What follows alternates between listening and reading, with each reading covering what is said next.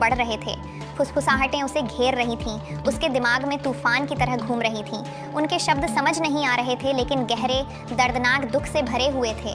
ऐना भागना चाहती थी, उन भूतों से भागना चाहती थी जो उसके चारों ओर घिर आए थे, लेकिन उसके पैर भारी लग रहे थे, जैसे जमीन से चिपके हों। हॉलो आइज और पास आ गईं।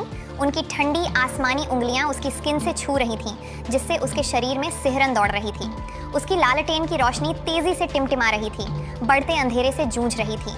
फुसफुसाहटें तेज होती गईं और ज्यादा बेचैन, जब तक कि वे ही सब कुछ नहीं रह गईं। उसके विचारों, उसके डर सब कुछ को डुबो रही थी। अन्ना ने जो आखिरी चीज देखी वह थी उन जगहों पर कभी न खत्म होने वाले काले खालीपन, जहां भूतों की आंखें होनी चाहिए थीं, गहरे और खाली, जैसे कोई गहरी खाई हो। उसकी लालटेन की रोशनी बुझ गई, जिससे वह अंधेरे में डूब गई, और हॉलो आइज की ठंडी उंगलियां उसके चारों ओर लिपट गईं, उसे खालीपन में खींच लिया।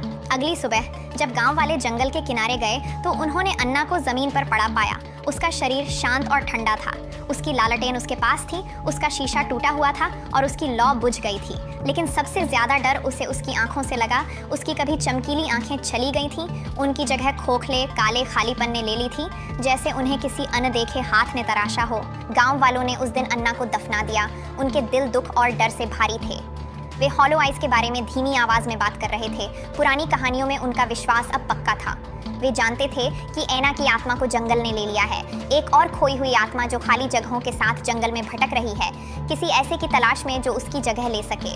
और अंधेरी धुंधली रातों में जब हवा पेड़ों से गुजरती थी और परछाइयां अपनी ही तरह चलती हुई लगती थीं, तो गांव वाले अपने दरवाजे बंद कर लेते थे और प्रार्थना करते थे कि उन्हें कभी भी खोखली आंखें, वे भूतियां परछाइयां अपनी डरावनी खाली निगाहों से न दिखें, क्योंकि उन खोखले जगहों में देखना अंधेरे में खो जाना था, जंगल की आत्माओं का शिकार होना था और उन खोई हुई आत्माओं में से एक बन जाना था जो हमेशा जंगल में भटकती रहती थीं।